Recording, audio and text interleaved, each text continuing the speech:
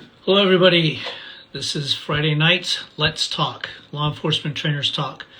And we will have Bill of Wild Bill Brasky, and we will have Jamie Gissel of Valor Threat Protection online as well. So tonight's conversation is going to be about.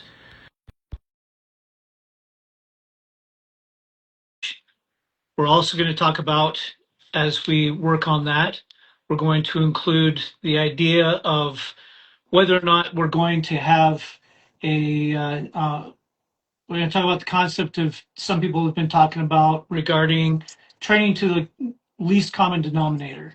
And then we're also going to discuss, is free training always crap? So this comes from conversations we've had over the last week.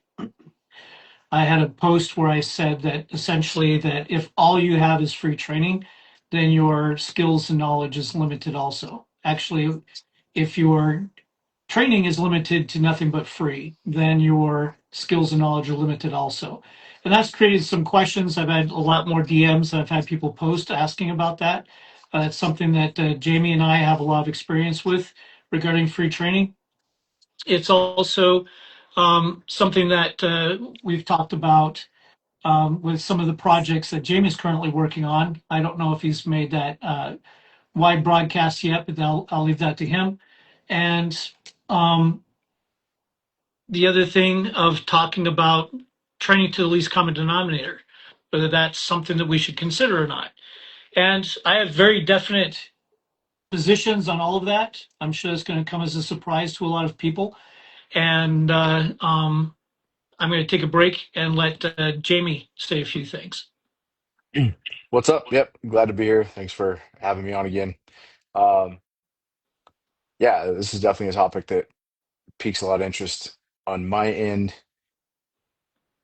I've had lots of pushback, lots of issues with people telling me, "Hey, we need to teach the lowest common denominator," which I don't agree with. And then also, yeah, free training. There's lots of good free training. I offer free training. I bring people in for free to my courses all the time. But there are also people out there that there's also organizations out there giving free training that's just check the box training. And that's one of the issues that we've seen nationwide as we've tried to travel around, as I've had other agencies come and talk to me. A lot of the free training out there that's provided by big agencies and things like that is not always the best training. But there is good free training out there, and there are people offering free training. So just because it's free doesn't mean it's bad. But if it's a check the box training and you're just doing it to say, hey, we got this training done, that's where some of the issue is that we've talked about. Yeah. And so this all stemmed from an experience I had where Jamie and I got to be friends when I went out to evaluate his course. Um, he was my first validation for the training evaluation program I've put together. And he didn't know what to expect, and I didn't know what to expect. I just knew him by reputation, primarily through mutual connections. But he volunteered to have his course evaluated as part of the validation process. And while we were out there, we really connected on a lot of things. We found that we had a very common philosophy and we had a very common drive for improving the quality of training for law enforcement. So, um, sorry, Bill is trying to get in. So I think you have to just request, or maybe I can add you on here. Yeah, here we go. And so through all that, all those communications, we talked about free training. The problem isn't necessarily free training. The problem is being limited to only the training that is provided by your agency that's free. It's limiting yourself to being trained in one thing once and staying with that forever. I don't know if we're going to out companies specifically that we disagree with about this kind of stuff, but Not there's yet. okay. So there are training organizations, not necessarily companies, that put out this is the best practice on how to do this. I'm going to make this available for free to anybody who wants to take it, and then they never adapt, they never grow, they never adjust. They're like, this is the program, and they might even have frequent instructor uh, conferences where they talk about this is the update to the training, but the updates aren't really modern. They're not really up to date with the tactics and methods that are actually working on the street. It's not based off of performance analysis. So my contention was is that there are too many people who get certified in one thing, and that's the one thing forever. There's no change, there's no growth, there's no updating, there's no going to anybody else's course and finding out if their stuff is still valid, if there's a different way. My point was is do take that free training, take that free certification, but then go take other people's free training and other people's free certification, but also take the paid for training and the paid for certification. Because it's the only way that your agency will be able to maintain a quality and develop a doctrine that's specific to the needs and culture and citizenry of that agency. Free training alone, if you're only relying on in-service training, your skills and knowledge are going to demonstrate that. If you're We had a only talk. relying on what's being given to you for free, your skills and knowledge are going to are going to show that. Go ahead, Jamie. Sorry. I literally had that conversation with a bunch of young officers today. Being out at our advanced training unit, we put out the best product that we can, and we do everything we can to get the officers up to speed. But in the limited time that you have, coming from a bigger agency, we have 4 hour quarterly training, and we do the best we can to put the best product out there. But is it really training, or is it just checking the box to say, hey, they are trained in this or that? But in order to get true training, there has to be a test, there has to be an evaluation, there has to be over and over again, rep after rep after rep. And can you get that done in 4 hours? Or is it just, hey, here's how you do a tactic. Good. Now that we showed it to you, that's all you get. And it's up to officers to realize, hey, I need to go train on my own. I need to take what I just learned in AOT or at the academy, whatever, and I need to go practice it on my own because the reps that they get in that 4 8 hour 10 hour block of training that the department puts on isn't going to be enough to make them proficient. It's basically a taste test to say, hey, here's what you need to be doing. So it's up to officers to go seek out their own training, whether it's through other training companies or like let's take building search for example. How do you get better at searching a building? If we do a building search for 4 hours for the entire department, that's not going to make you proficient. So 10 o'clock at night, you're on a call, a building search, an alarm call in the middle of the night, clear it, then turn around and clear it back and get extra practice that way. So it's up to officers. If we're going to raise the standard for law enforcement, we need to teach officers it's okay to train on duty. It's okay to use their own time off duty to go train, but that's the only way they're going to get better. That was one of my favorite parts about working midnights is Hmm. that as soon as we got done with the county burning down, we would some of us would get together and we would just do stuff, practice traffic stops. We did a lot of canine training. I was known for if I was doing a building check, all the canine guys started going towards me because they knew I was going to find an open door. And we'd use that school or that business to train the canine. I'd put on a bite sleeve, go inside, and take a bite. So there's opportunities to do this stuff. It doesn't have to be formalized. But also, I remember back in 2000 when I did my basic training, and we learned PPTC. And I've done several different types of martial arts throughout my life. I'm not proficient in any of them at this point. At the, I wouldn't claim to be a fighter whatsoever. But even after taking the PPTC, nobody did anything. They waited for their first fight on duty. But I would find my friends, I'm like, let's practice this stuff because it seems like there's holes. It doesn't seem like it's really going to work, and we saw that there were problems with it.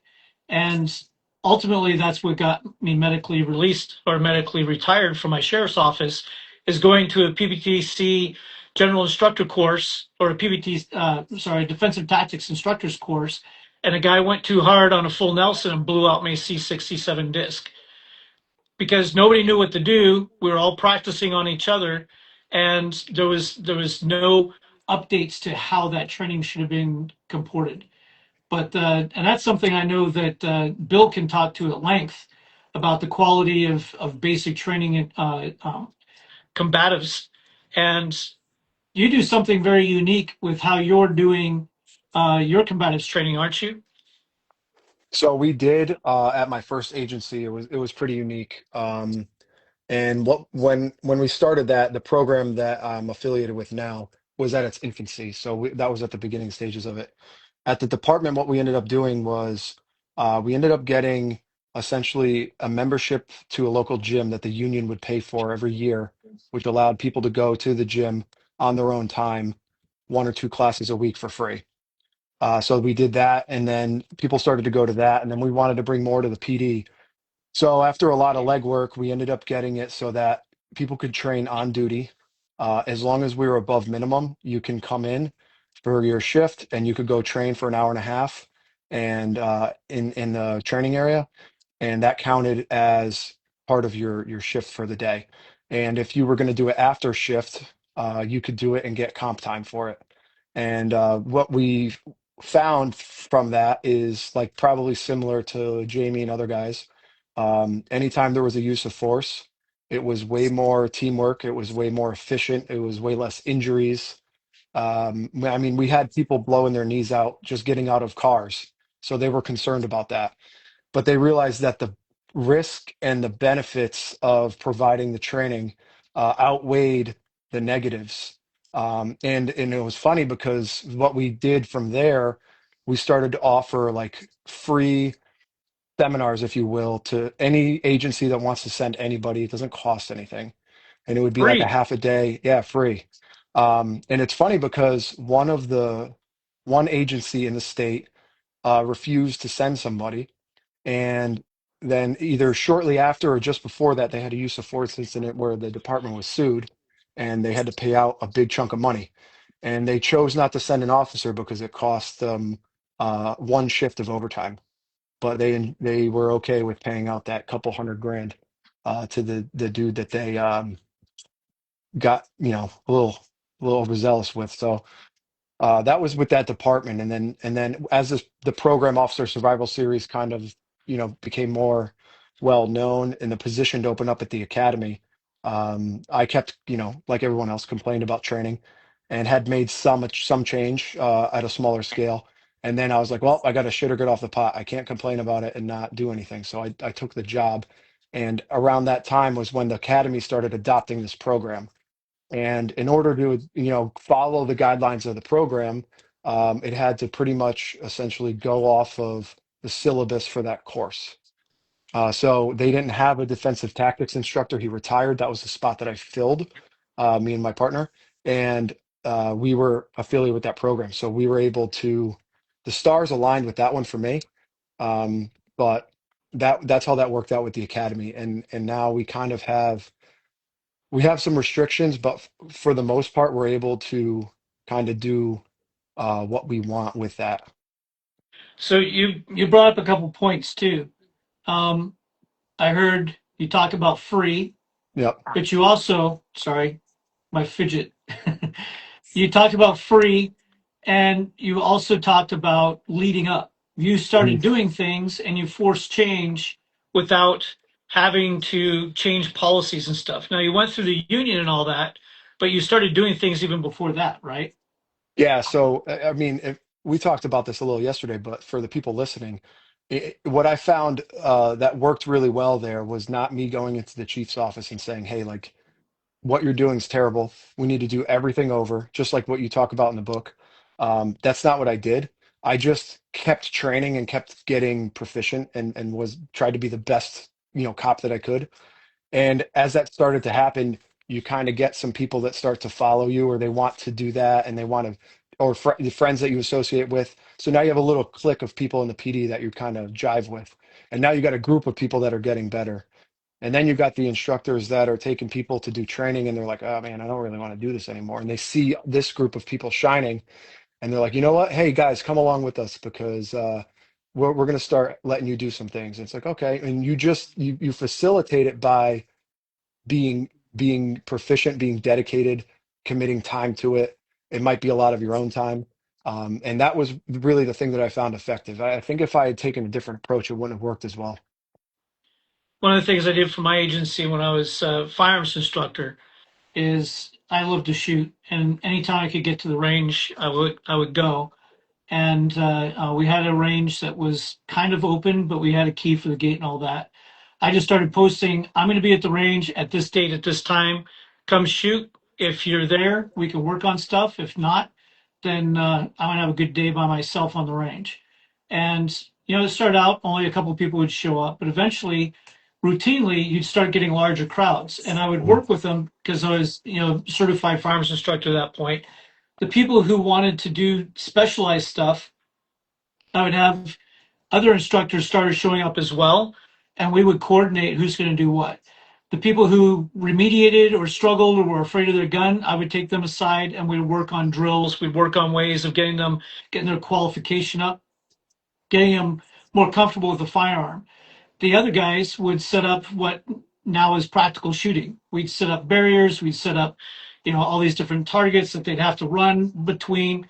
And we had this statement: if you leave the range not dirty and bloody, you didn't train with us.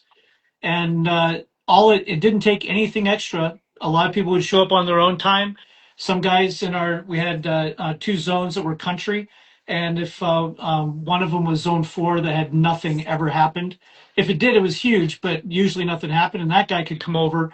We started having guys asking if they could get to zone 4 so they could show up at the range on duty and shoot, and all of that was okay. But that was free time. People were coming on their own volition, and eventually the agency started paying people who would show up.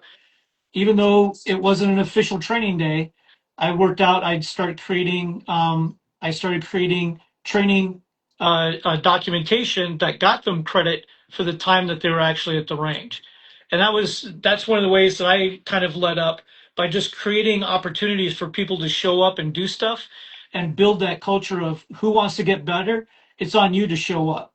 Mhm. Plenty of dudes who didn't show up, who barely ever qualified or remediated twice before they were eked into qualifying.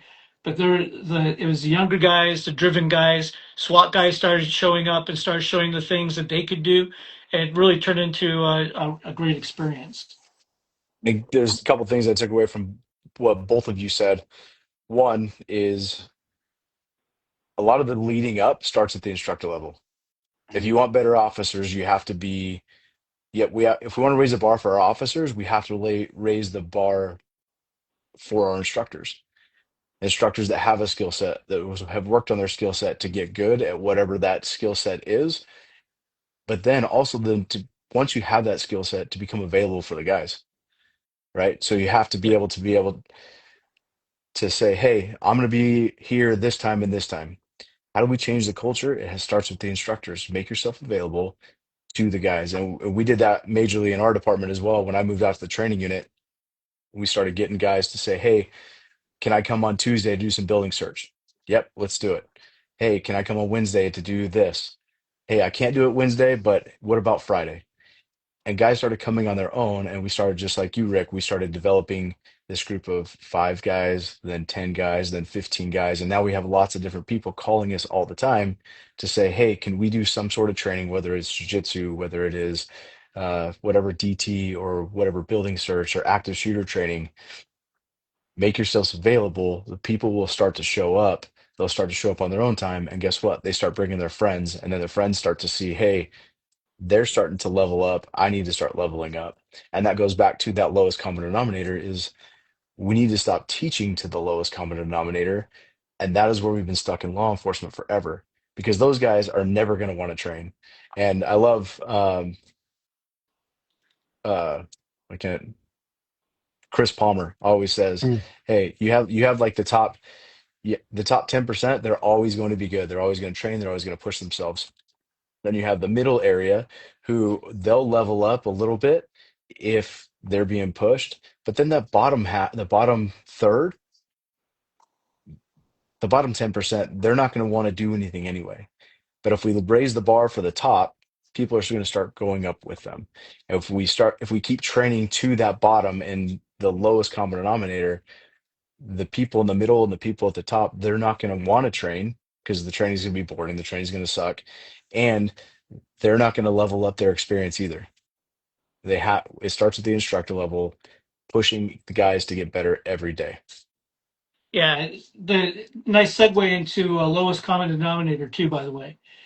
Thanks. That's probably, one of the things that drives me absolutely backcrap crazy with how a lot of training, how a lot of agencies are hiring now. We have the people who've been leaving law enforcement aren't the dredge because they're like, oh no, law enforcement is hard. Some of them have. The dredge stay in their jobs because they're afraid of not getting a better job somewhere else. Hmm. Where else can you sit in a car for 12 hours hiding from calls and still get your full salary and then get overtime by just sitting it on details, by sitting at the dance club or the strip club or at the women's auxiliary playing bingo or whatever. It's the top guys, the guys who are like, I'm tired of working with the dredge and I'm going to go find a place where I can work with the people that have the same values I have. So when we train to the lowest common denominator, we're also we're circling the drain of making sure that our agencies and our personnel stay as low quality as possible. It's if we're not going to train to a higher standard. So the whole concept of when I heard people talking about, well, I train to the lowest common denominator, I'm like, okay, I know where you got that term from. It comes from the learning science and it comes from the learning industry, the learning and development industry, but that's not what it meant. It didn't mean you reduce the quality of training for everybody to the lowest common denominator. It means you need to be aware and be able to identify the lowest common denominator and help them rise with everybody else. So you set your standards high, and the high performers, you utilize them to help the lower performers. That's part of building, that's part of social learning, is that if you have people who are high performers who are killing it and don't need as much attention, you can co-opt them into being mentors for the people who are slower. That starts building leadership within your ranks too. It starts empowering the higher performers to engage the lower performers because they're like, look, I can help you get better. Now, if that lower performer insists on only hitting the minimums, that's a them problem, and we need to create a cycle where they can be promoted to civilian. But designing your training to the lowest common denominator means that everybody loses, especially the high performer, because now why does he want to go train at the lowest performing standard when he's already exceeding and excelling everything else? I This summer we just did active shooter training for our entire department, and obviously that's my passion and what I love teaching. So it was a lot of fun teaching that all summer. But we had one training in particular where half of the group was SWAT guys and half of the group was just regular young patrol guys. And I could tell the SWAT guys wanted to run with the SWAT guys, and the other they wanted to be separated and kind of do their own thing. I purposely put them together, and the reason I did is because I wanted those young kids to see what their potential was. So when they ran with the SWAT guys, they saw what the potential what they could do was, and guess what they did? They rose to that. They didn't come down to that, and the SWAT guys said, "Hey, let's go," and brought them up with them. It wasn't that they were outrunning their headlights. No, like the SWAT guys helped them as they went through. It's kind of like that mentoring thing that you just said. And the patrol officers that went through with the SWAT guys got better in that training than any more got better than any more better. Is that a word? That works. It is now.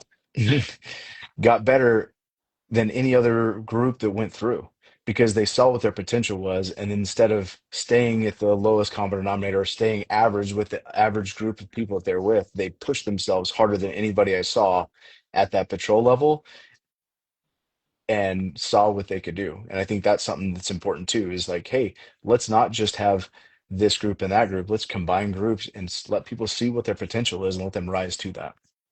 It also puts the challenge into the SWAT guys of like, I better make sure that none of these guys can beat Hmm. me out. If Yeah, I'm going to say if I'm going to say I'm elite, I better be able to perform and act elite so these guys know that I've earned my spot. So exactly. it creates leadership, but it also builds camaraderie because now the SWAT guys aren't this strange beast of angels on a pedestal. they're on the ground with everybody else, and Hmm.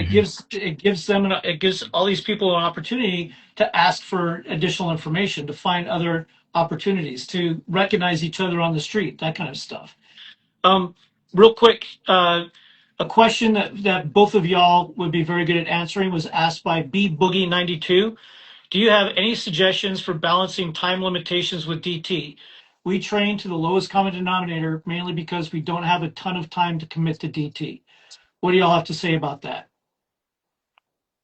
Well, the first thing is you when we talk about DT, one thing that I realized and not, pretty recently, I'd say, is I wanted to go through our entire syllabus of DT as often as I could. And I realized that that's not the goal and intent of what we're trying to do. The goal and intent for the basic understanding of DT is how do you put somebody in handcuffs with a partner? Right. And all the other stuff, if you want to know it, you can make time to understand that, or you could sign up for a gym. But if you can just get people on the same page for team tactics and how to arrest somebody as a team, that's a huge benefit that you're going to see immediate results from when you start pulling body cam footage. And when you do those things, you can, and the phrase that I like to use is, I think it came from Chad Lyman, to give him credit for it, was just do a little, a lot, and don't, when you're trying to manage the time constraints, don't be so picky with the full 4 hours, 8 hour blocks. If you can get 20 minutes in roll call, but you do it every shift and every time you work, that's going to add up and be way more than your 1 8 hour block a year. And you're going to start triggering, the learning process, and things going to start to imprint on them, and they're going to be able to remember and be able to do things. And when you do that combined with the basic things that they actually need to know, not like don't spend 2 hours on how to break fall and stand up and things like that. Focus on, got to put this guy in cuffs. What do we do together? Hey, this is what we're going to do up against the wall. This is what we're going to do on the ground. And that's it. And then once they get into that, let them run with it and keep that ongoing. You could do that before shift. You come in 30, 40 minutes early as the instructor, get your stuff ready. And you just tell your folks, like, hey, we're doing this today. Just come in 40 minutes early. We'll run through it. If there's no time to flex from the schedule, and it's hard to get people to want to come in on their own time. But that is a really easy way to do it. It's easier to sell somebody, hey, come in 30 minutes early, than it is to be like, hey, come in for 4 hours on a Saturday. Most people are going to say no. So that's the way that I would approach that. That's what we ended up doing at that PD. It was an hour, and it would be like 30 minutes of instruction and then like 30 minutes of sparring, I guess you could say, or some mild resistance. And that showed to be beneficial when we had so just to paint a picture here, at that PD, we had like a handful of people that trained a lot. Like we were the guys that were always doing our own thing, and jujitsu and all that. And then we had the rest of the PD that would just attend. I would say 40% of them would attend the short blocks that we would do twice or three times a week. And we had one use of force incident where a gentleman was a very like rich guy, decided to smoke pot for the first time, and it had PCP in it. And so he was going crazy, and his wife called us. And it was very liberal neighborhood, very like anti-police type neighborhood. And so they go there, and all the cops that showed up had never gone to a jujitsu gym. They had only trained at the PD for that 30 to 40 minutes a couple times a week for like 6 months. Well, they end up wrestling this dude off the stairs. They get him down. They're handcuffing him. They're talking to him. They're using his name. They're being very like polite. They're like, "Hey, we're not hitting you. We're just, we're going to take you to the hospital. This, and that." And so the day after that, the wife calls down to the PD, and she says something to the effect of, I don't remember exactly, but she said, "Hey, when you guys showed up, I thought you were going to shoot my husband, and that didn't happen. And so we really appreciate it." And that phone call and that body camera footage was the testament that the administration needed to be like, all right, we're doing the right things, because now they're getting positive reinforcement from the public as opposed to just an attaboy from the inside. And that's what the admin really like, is they Hmm. like it when they hear it from the outside. So that was a really good example of three guys who had trained a cumulative of, let's say, 2 hours a week, broken up into little blocks, maybe 6 months.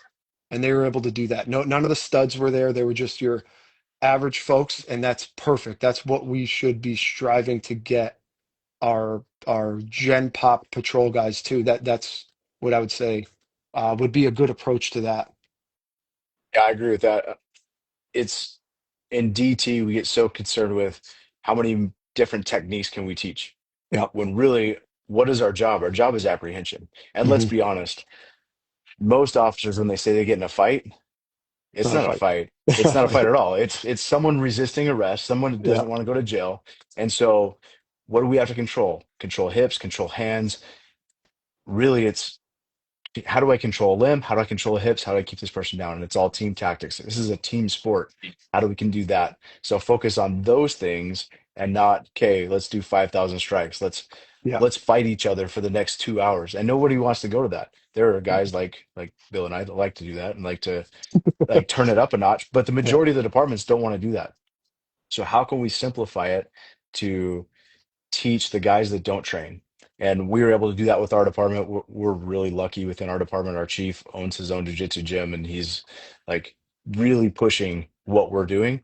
But what we are doing is very simple. It's three ways to control the limbs, three ways to control the body, three ways to control you on the ground, and keep that simple and rep that out over and over again. And we're seeing lots of people have lots of success because it's simplified. Don't overcomplicate stuff. And that goes with everything that you're teaching, whether it's tactics, firearms. Don't overcomplicate stuff. It's the basics. Work on the basics of controlling somebody in DT. And you don't have, and like Bill said, just train a little bit, a lot. And There's a we at our department, okay. we have the ability, we have a power hour. So like once or twice a week, guys can go in instead of going to their briefing where they just complain about everything going on and it's just a bitch fest the entire time. Hey, let's go to the mat. And then we train for 45 minutes, and that's it. And then work on those basics over and over again. You There's brought up a oh, so go ahead, Rick. no. Go ahead. Y'all keep going. No, you said something that rings true. That I, and I heard this. Craig Douglas, the owner of ShivWorks, he's like I would say one of my mentors as far as like teaching combatives and types of things. And one of the things he says about curriculum for combatives is it should have three elements to it. It should have curriculum that is reductionist in nature. It should be congruent, and it should be um, oh man, congruent, reductionist, and it should be binary. And what he means by that is you should always be looking to pull things out of your curriculum. And then you should also be looking to solve new problems with what you already have in the curriculum. Instead of adding new things, how can we do this with what we have currently? And then the last thing is it should be binary. So one of the things that you said was like, hey, there's three ways to do this, three ways to do this, three ways to do this. And that's what I found to be the way to do it. If you have 15 ways to do something, well, they're going to get 15 reps on those things, and then Hmm. that's not enough to imprint anything. So using that methodology sounds like you guys do something very similar, which is, what I found to be very successful, like removing as much fluff as you can, making it congruent with each other. So the techniques that you show to control someone standing are going to be the same that you would show to control somebody on the ground, at least conceptually. Yep. And then binary, there's only one, two, three options for this, and that's it. And that setup is one, it's going to buy you more reps, but two, it's going to make your curriculum that you teach that much easier and allow people to get proficient at it pretty quickly. And the guys that train all the time, they can jump in and help out with that. But the guy that trains that jumps in to go deal with somebody that's not trained, they end up fighting against each other. And even too, Yeah. you get a jujitsu guy and a wrestler trying to detain a guy, they're both pulling against each other. But if you both understand the same curriculum, you're only, hey, let's work on these few things, then Mhm. everybody just flows together and you communicate a whole lot easier. Yeah. What were you going to say, Rick? One of the things I was going to suggest is that y'all have, uh, Scott Howell mentioned microdosing training, Hmm. and someone else had said train a little a lot. There's actually one of my followers. His business name is Train a Little a Lot. Um, One of the things we overlook all the time is that we consider training in our industry too often as a block that Yeah. has to take people away from the job, away from the road, and all that. one of the things that we had a unit that was not getting our part-time unit didn't get a lot of opportunities for training because they did full-time jobs, and then their part-time jobs was going to football games, the security. That's their details, is security for the 5 high schools, for all the other things going on. So the only time that we could really get everybody together was just before these details and during details. So what I did instead is I created training that existed and occurred while they were actually doing their jobs. Perimeter security training, de-escalation training. We weren't calling it de-escalation training at that point, and a couple other things that were sculpted specifically around what they're going to be doing anyway. And I put together the role players, got them scripted, and I'd had the role players go to each of the schools and interact with the deputies, and that was part of the training. And then afterwards, we all went back to the office. We had a debrief. We did an assessment. I had rubrics that the role players filled out for how they were confronted, how they were talked to, stuff like that. And it was 1,500 to 2,000 people in a football stadium. They don't know if that is the role player coming up to talk to them about stuff or not.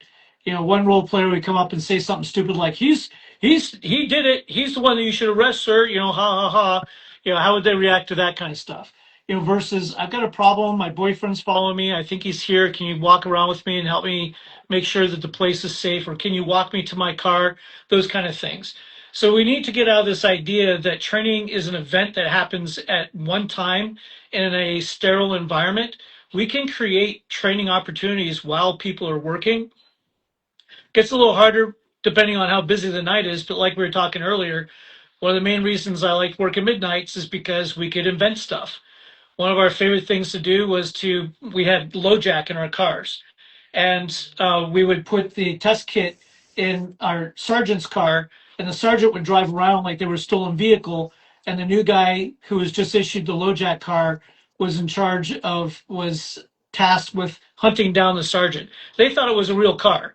They thought we had dispatch involved in it too, where dispatch would call and say, "Hey, we got a stolen vehicle," and they would give out like fake plate, fake car kind of a thing. And that person had to try to locate where the car is throughout our county, which was 420 square miles. So it was a lot of fun. But we do that when it was quiet, when it was downtime. So there's always opportunities to find training event situations. You just have to be creative, you have to be inventive, but you also have to be aware of when you're doing these things and what kind of things you might run into.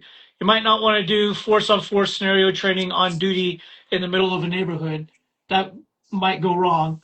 But there are things that we can do. Not all training is shooting, not all training is fighting, not all training is de escalation.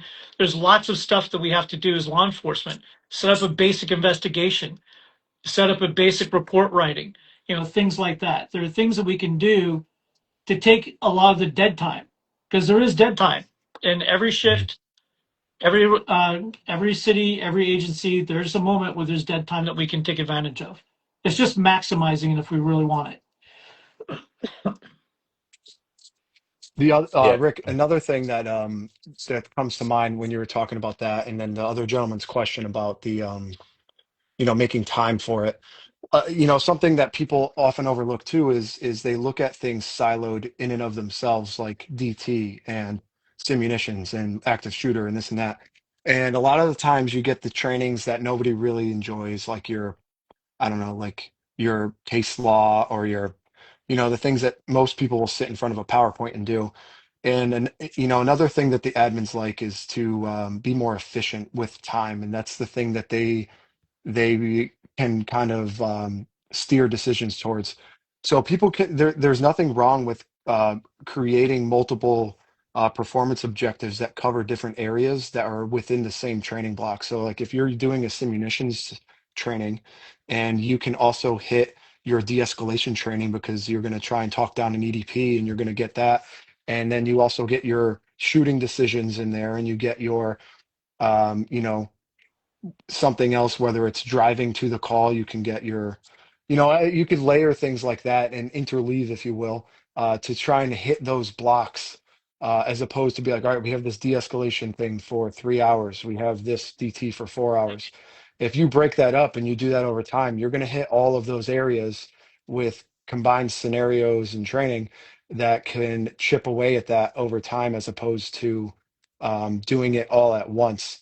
And I think Jamie, I think you were talking about that the other day, something very similar to that with what you guys had done. Yeah, we try to incorporate as much into a train. We usually do 4 hour blocks for our department. We're a big agency. We only have time for 4 hours to get everybody through. And for instance, we're doing several different scenarios right now, but each one incorporates, okay, we have some verbal de-escalation, there's some use of force, but it all ends with how do we take this dude to the ground? So Hmm. now, guess what we have to do? Now we're working our Yep. PJJ, our police jujitsu, we call it. Now we're working our PJJ into a training that wasn't even supposed to be PJJ because now I'm using my control holds. Now I'm bringing the guy to the ground, and now how are we taking this guy into custody? So layering your training and not just having, hey, this one thing, adding other things to it. And we usually try to do an element of, okay, some sort of active shooter movement in this training. Things kick off. Hey, now let's do the active shooter movement that we've been practicing 3 trainings ago. So throughout the year, as we're doing our quarterly training, every aspect of each quarterly training is involved in that upcoming training. That's awesome.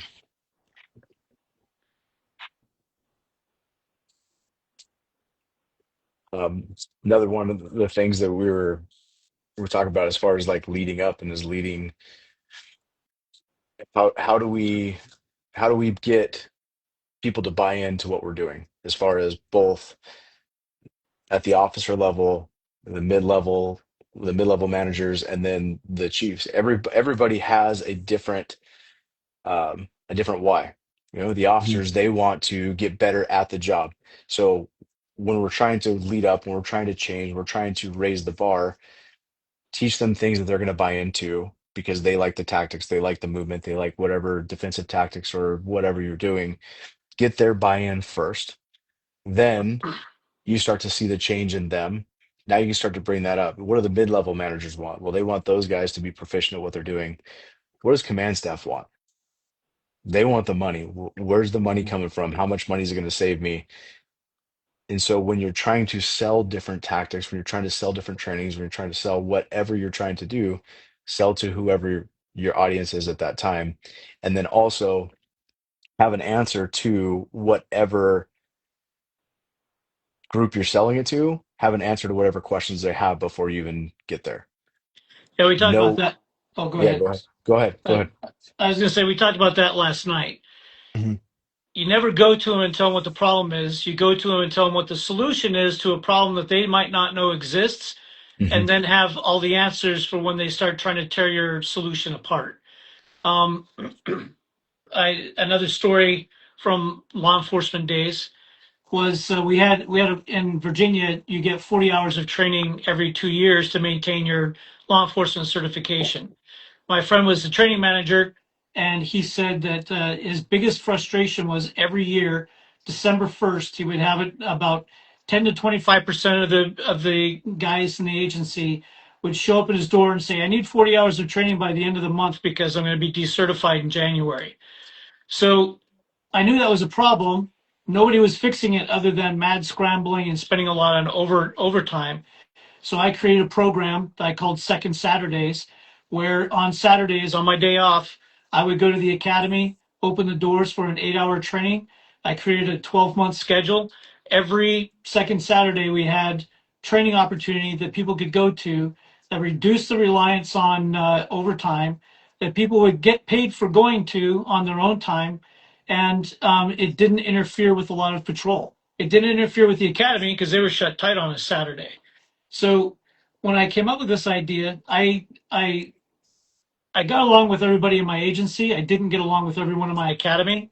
So I took it to my lieutenant, who thought it was great. He took it to the academy and said, "This is what we're going to do." Academy said, "Oh, okay, that's great." And then he said, "By the way, Rick Jacobs is going to run it." And they're like, "Oh, well, I don't know." It's like, "Well, we need this. 65 agencies need this." And it got done. So part of leading up is being creative and how you can get the thing solutions done. If you see a problem, it doesn't matter what the issue is. If you see a problem, find a solution, prepare the solution, and prepare your arguments against whatever they're going to use to shoot your solution down. And ultimately, like you said, it could come down to money. We've, do the research. Well, we're actually spending this much money on these things, but if we do this training and we can reduce the amount of time that people are doing these things, or, we keep having these mistakes on these reports. And, I've talked to all the sergeants and they have the same mistakes. I've built this training that we can start doing that can save the sergeants and the first sergeants and the personnel time and having to rewrite the reports or resubmit the reports just by doing this training over, in different squads during roll call kind of a thing. So we need to have good solutions, but we need to have the solutions instead of complaining, because we all know one our two favorite pastimes as law enforcement is getting that free soda at 7-Eleven and then complaining about stuff. So let's reverse that and instead have solutions for what's being complained about rather than just complaining. Rick, you brought up something that reminded me about a story that kind of hits all those points. And the first thing I'll say is one thing that's the law enforcement doesn't do really well is leadership and mentoring, like how to be a good leader. Yeah, I think the military did a lot better of a job of that for me than the law enforcement side did. And I think people need to realize that leadership is an action and it's not a title. And if you are that person that wants to bring this, you are an informal leader if you're trying to affect that change. And so, by being a leader in your organization at a small unit level, or an instructor, let's say, and you're wanting to bring the changes to the department, you're having trouble. We talked about leading up, and one of the things that I found that helped was look at what the actual goal is.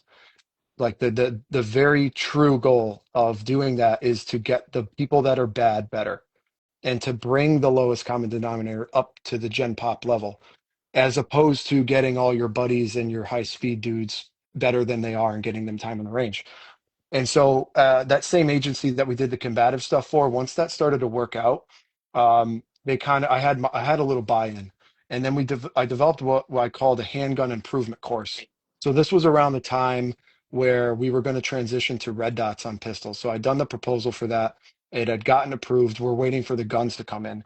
And I realized, like, man, I got to get these guys a little bit better before we do this transition, because the red dot is just not a magic thing that's going to fix people's bad habits. So what I did was I took last year's qualification scores and put them on a list in reverse order. So worst score to best score. And I made this handgun improvement course consisted of you have to shoot, or you have to do 1,000 dry fire reps every week. And then the following Tuesday, when we were above minimum, we take a group of 3 to the range and we'll run through a course. And what that did was I said, if you don't do your dry fire reps, we're using like the Mantis system to record their reps, you can't go to the range. So their incentive to go to the range was I have to buy into this and do my reps and show me like, hey, I did my dry fire reps. We'd go to the range and I would do very simple series of drills. It was maybe 200 rounds, not a lot. And I would record their scores for every single thing. And what this taught me was at the end of this, we had one individual who was always the dude who I thought he was going to accidentally shoot me or somebody else. The weapons handling was terrible, and he was always a terrible shot. He always failed the qual. We had to stay late and help him out and this and that. Well, he was one of the first people to go through this course. He goes through it, and now the qual is not very hard, right? But he always struggled with it. Well, he ends up getting perfect scores on the qual by doing this over the course of like 4 or 5 weeks. So he had 5,000 dry fire presses on that pistol, and he only shot about maybe 600 rounds over the course of a month and a half or so. And at the end of all that, he came up to me and he's like, "Hey, thank you. That was the first time I've gone to the range and I felt like enjoyment out of it. And I really appreciated it." And so that was the moment where I realized, okay, this is the way that this has to happen. You have to develop this plan and bring the bottom up, get them that buy-in, and the buy-in for them is success, is improvement that they can see that's tangible. And by doing that, your department is going to see all the data that you've collected, and they're going to be able to see like, all right, this guy, what he does is working. So now for future things, like your requests are going to get approved much quicker. They're going to actually start to trust you and give you kind of free reign to do what you want. That was a really cool experience for me to experience that before I left. But that I thought that hit a couple points, so I figured I'd share it. I Yeah, like that because it's leading up, but it's also finding a way or making one. I Mhm. used to Yeah, teach out with my breachers all the time. If we have to get into a structure, we have to find a way or we make our own way. And it goes with training too. There's so many people that make excuses, hey, or imaginary excuses. I can't do that because my boss is not going to let me, or the command staff, they don't like that, so I'm not going to do it. Well, guess what? If you believe in it and you know it needs to get done, you find a way or you make one. Mhm. You tell the people, hey, you usually start training it and seeing what happens and get buy-in from the ground troops. Once they have buy-in and then they're doing well with it, then you start seeing less injuries. You start seeing them start to raise the bar. Everybody else is going to start to see that too. Sometimes it's easier to ask for forgiveness than permission sometimes. it sure is. So we have to do that as instructors to make things happen because there's always going to be hurdles. And if there's a hurdle to what you believe in and what you want, you have to find a way or you have to make your own way and make it happen. yeah. You know, go ahead, Rick. Go I ahead. was just gonna say, there's like three different ways of going about it. You have the breacher way, which is blow a hole in it and make it happen. You have the autism way, like me, where I don't realize that I should be put off and I shouldn't do these things, so I just do it anyway. And what would be your way, Bill? We have breacher, we have autistic. What is yours? Oh man. I guess I was more of a strength in numbers type of guy. Like if I was able to get my peers and all of the patrol guys on board, usually they would either make a lot of noise or the success that we would see collectively would start to spark the ears of people who wore the white shirts. So that's what I would say. Okay. So we got breacher, we got the autistic, we got the what is that? Mob mentality. Yeah, mm, Green Street mob hooligans. mob boss, mob boss in it. Yeah. The Uh, the paid agitator. there you go. Yeah. Rick, you know who I think does a really good job at training? Well, the training modalities I'd say is the fitness industry. And one Oh thing yeah. that they also do that the law enforcement world doesn't do is, every trainer knows that for any exercise you need to have a regression or a progression for people with injuries or older people or people that are out of shape. And when they go through those programs, someone who's morbidly obese and they decide to go to the gym and they walk in there, they're not going to be put on like, hey, we're going to go run Murph for time. You ready? Like that, they're not going to do that. They're going to start with a scaled workout. And at the end of the workout, they complete it. They feel good about it because they've legitimately accomplished something. And I think law enforcement doesn't, the people for the lowest common denominator, they're not going to be able to jump to that perfect score or fight the toughest dude right off the bat. But those little wins are going to give them the buy-in. And I think part of leading up is knowing your audience and how can you affect those people positively so that they associate training with enjoyment and Mhm. gratification and they want to continue to do it because really that's what you want as an instructor. You want people that want to come to your class and not like, oh shit, another class with Bill. They want you want them to be excited, and by them being excited, that's going to get you that buy-in with at least with your peers. And I think too with the fitness industry, what do? You do reps. You do rep Yeah. after rep after rep to get to build that muscle, to build that strength. It's the same with what we do. I see too many law enforcement trainings that are get drawn out. There's a whole lot of talking and no repping. There's no Yeah. practice. You don't get to apply it. Or I see this with active shooter training all the time. Giant drawn out scenarios where they're trying to hit too many points all at once, and then you end up forgetting what actually happened throughout the training. Yeah. Right? Do small things. It goes back to train a little, train a lot. You can incorporate that into your trainings that you're doing with your department. Let's focus on this little thing, get better at this. Cool. Now we're better at this. Let's work on this. Now let's work on incorporating this with this and building together. And then overall, your training gets better because you're not focusing on the broad picture. You're focusing on the little things, getting reps, and that's where the guys get better.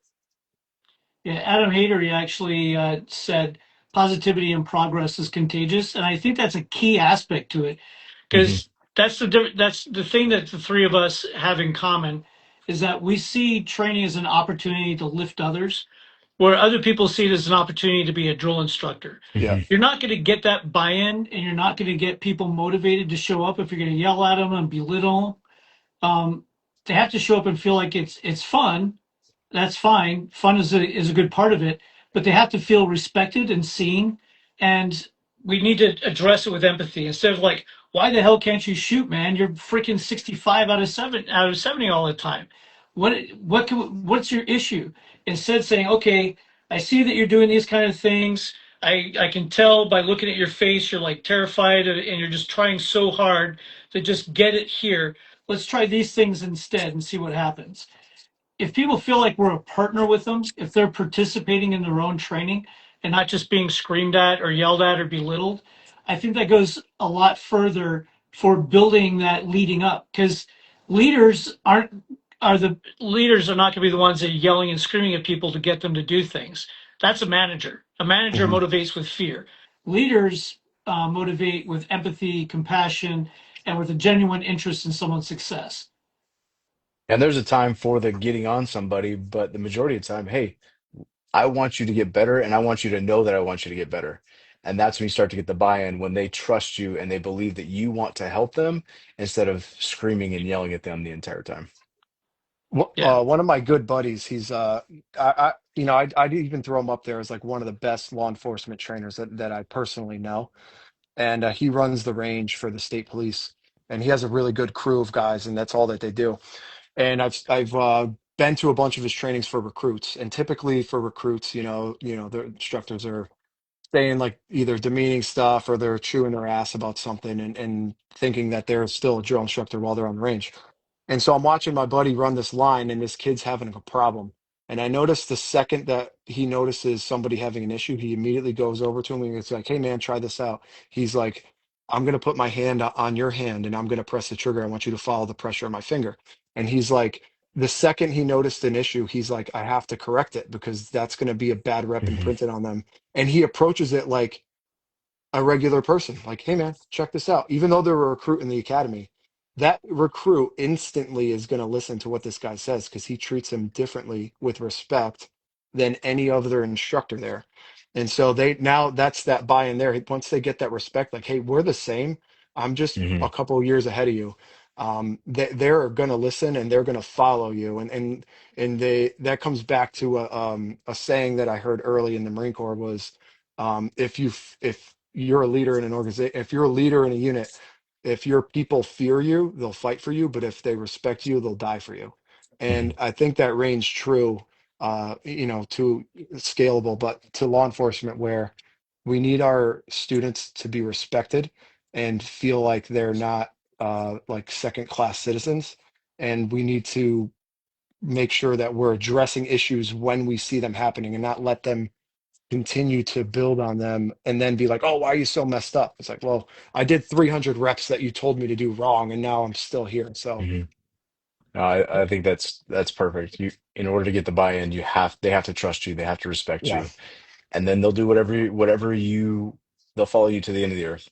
yeah, I have to bounce, guys, so I'm yeah. gonna okay, take off. But you guys keep this going.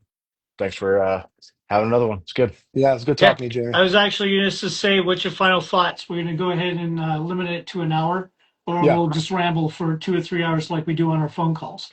Yeah. So, do you have a last thought, Jamie? No, just to continue with what Bill said, I think that's the best way to lead up. That's the best way to make change is to get the buy-in from the people. They have to respect you.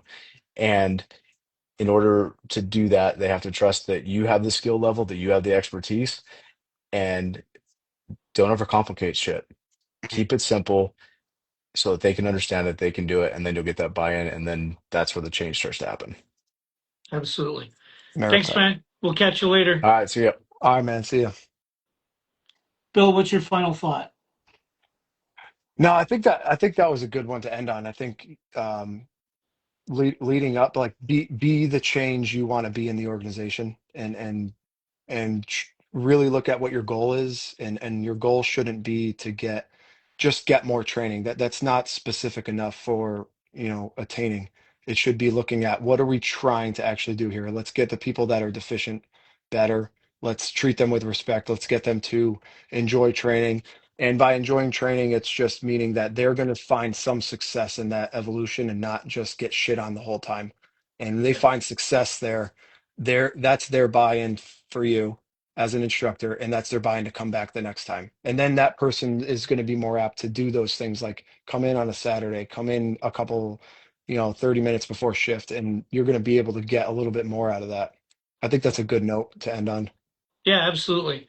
I wouldn't say it any different. The only thing I'd say add to that is that leading up is a choice. It's Mhm. something that anybody can do if they're motivated and they're willing to put in the work and the effort. It's no prophet has glory in his own land, so you can't start it and not get immediate buy-in within the first couple of weeks and quit.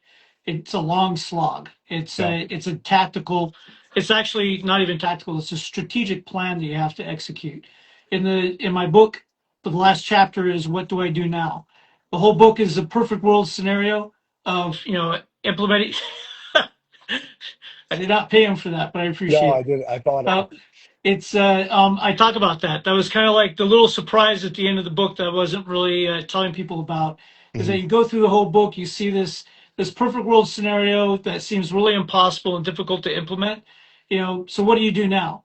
And it talks about all this that we've talked about tonight, leading up, and lays out the plan of get your other instructors involved, get your personnel involved, and then start moving up the chain by starting the process with yourself.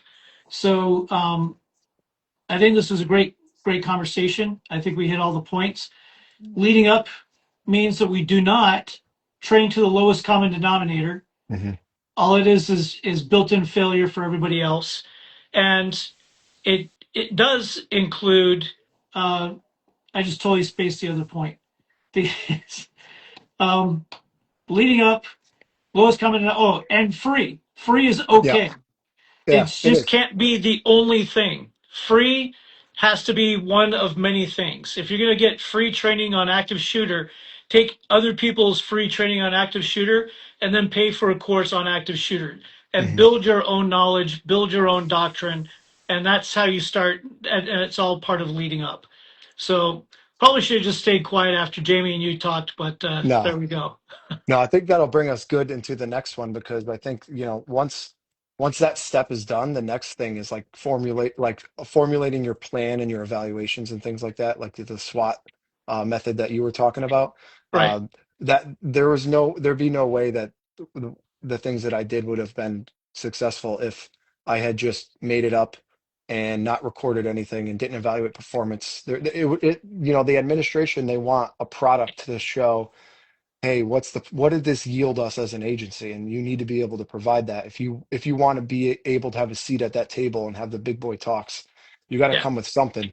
And a lot of Yeah. times trainers just want to do the training and call it a day, and don't do anything but the sign-in sheet, and that's not going to fly.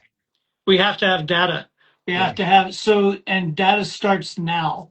If you are building training, if you want to lead up, start gathering the data now because it's going to take a couple months to gather the data in order to make informed decisions.